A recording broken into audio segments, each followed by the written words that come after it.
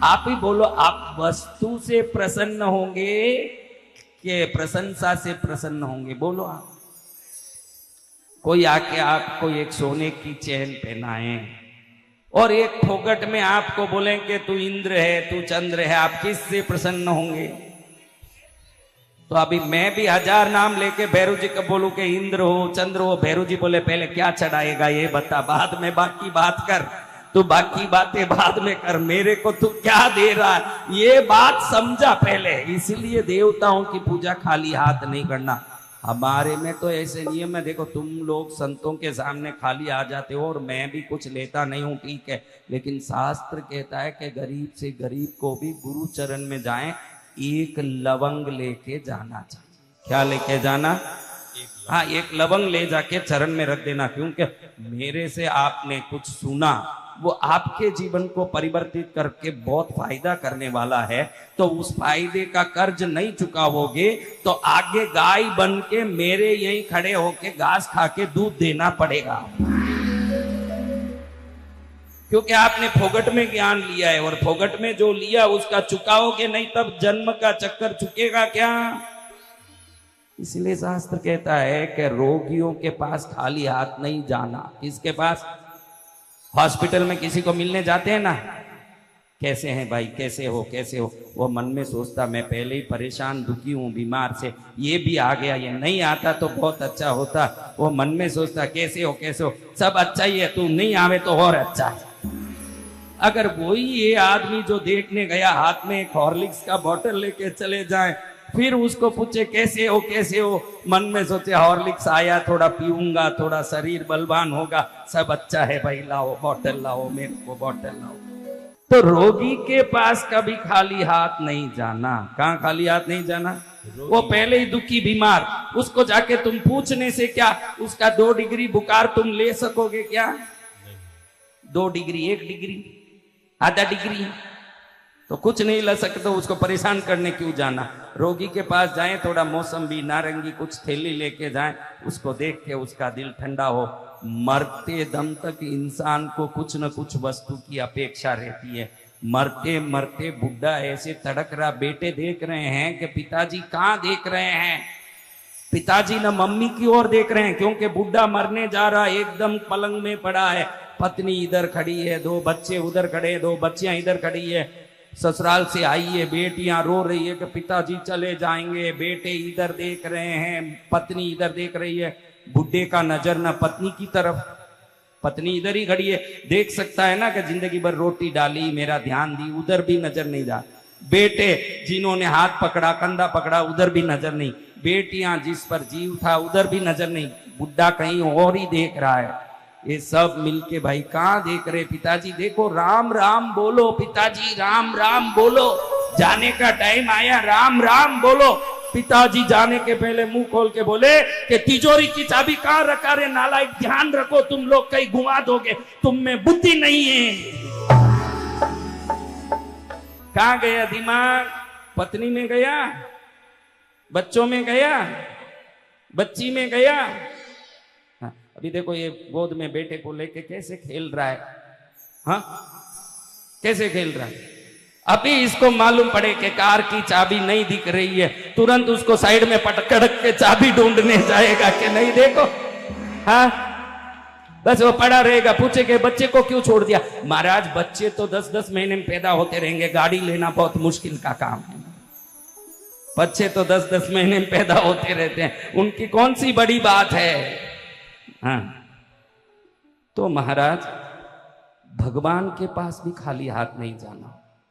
मंदिर में जाओ कभी खाली हाथ, किसी भी मंदिर में जाओ ही मत, मैं बोलता हूं जाओ मत, वो अच्छा, जाओ तो खाली हाथ मत जाओ। तुम सब खाली हाथ जाने वाले हो, जितने हो सब खाली हाथ। जगदीश जी मंदिर में गए, हाथ जोड़ के, ये जगन्नाथ, आप वैकुंठ के नाथ, आप लक्ष्मी नारायण, हे प्रभु हमको अरबोपति बना दो, हमको खरबोपति बना दो। वो बोले पहले चवन्नी तो डाल रहे हुंडी में नालायक, फिर बाकी बात बाद में करेंगे।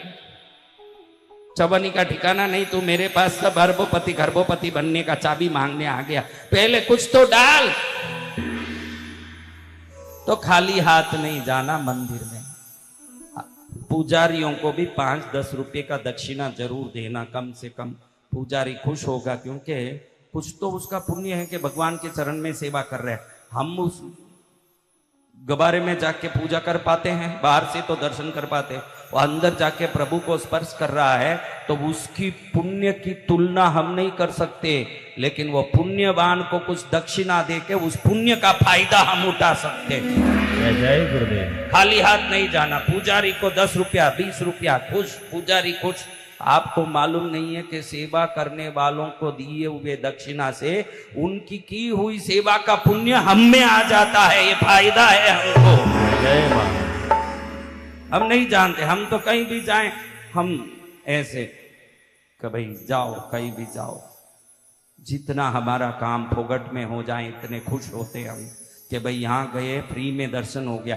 हम लोग आके बोलते ना कि फ्री में दर्शन हो गया, बढ़िया दर्शन हो गया। फ्री का दर्शन फ्री होगा, फिर फल भी फ्री। कुछ यथोचित भगवान के चरण में चढ़ाना, तब जाके आपके जीवन में भी कल्याण होगा। ये इसलिए कह रहा हूं कि मैं अब जाके ये मंत्र शुरू करने के पहले भैरव जी को क्यों माल चढ़ा रहा हूं।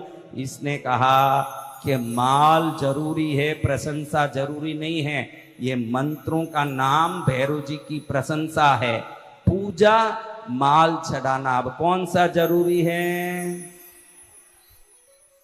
तो माल चढ़ा दिए, वो खाते बैठेंगे। इसलिए मैं मंत्र भी फोगट नहीं बोल रहा हूं, हर एक नाम बोलूंगा तो एक एक नाम में एक गुलाब का पुष्प चढ़ाया जाएगा और एक इमरती चढ़ाई जाएगी। ऐसे 1000 नाम में 1000 घी की इमरती चढ़ेगी, फिर आपको बांटी जाएगी वो प्रसाद। अब बोलो जय जय गुरुदेव। अब बहुत खुश हुए कि हमको माल मिलेगा। इतनी देर सुनाया कि माल देने जैसा लेने जैसा नहीं, फिर भी मन क्या कहता है? मुझे इमरती मिलेगी, मुझे इमरती मिलेगी। खुशी कब आ रही है? हैं? कुछ मिले तब खुशी आती है। बेटा तू जीवन में मेरी बात को याद रखना बच्चों, कुछ दे के खुश होना।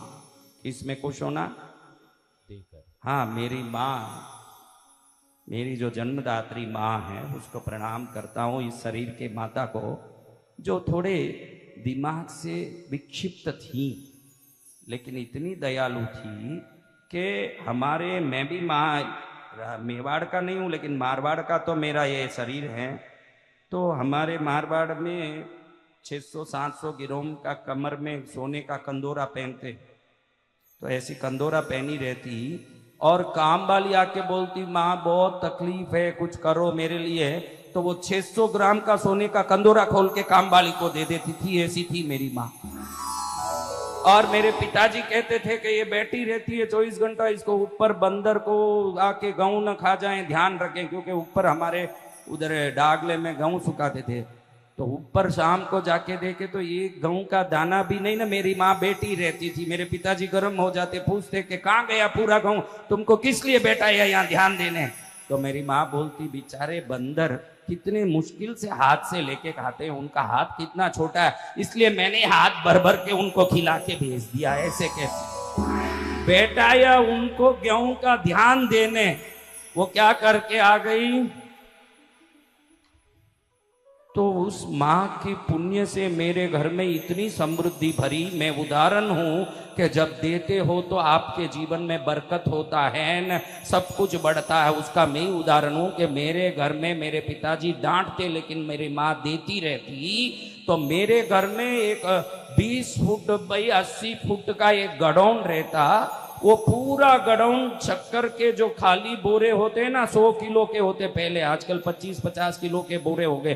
पुराने जमाने में 100 किलो का शक्कर का खाली बोरा भर भर के ऐसे पूरा गडाउन भर के पैसा होता था मेरे घर में, इतना पैसा होता था। ये देने का प्रभाव है। क्या प्रभाव है? देने का। हाँ, जो देगा वो निश्चित अपने जीवन में अनंत गुना प्राप्त करेगा। क्या करेगा? प्राप्त करेगा। हम तो ऐसे काटे हो जाते हैं। मेवाड़ी में क्या कहते हैं? काटो घणो कहते हैं कि नहीं? काटो घणो, काटो यानी क्या? टाइट। ये जो मुर्दे हो जाते हैं मर के, उसके 2-4 घंटे बाद देखो उनकी उंगलियों को खोलने जावे तो खुले नहीं, अकड़ जाता है मुर्दा।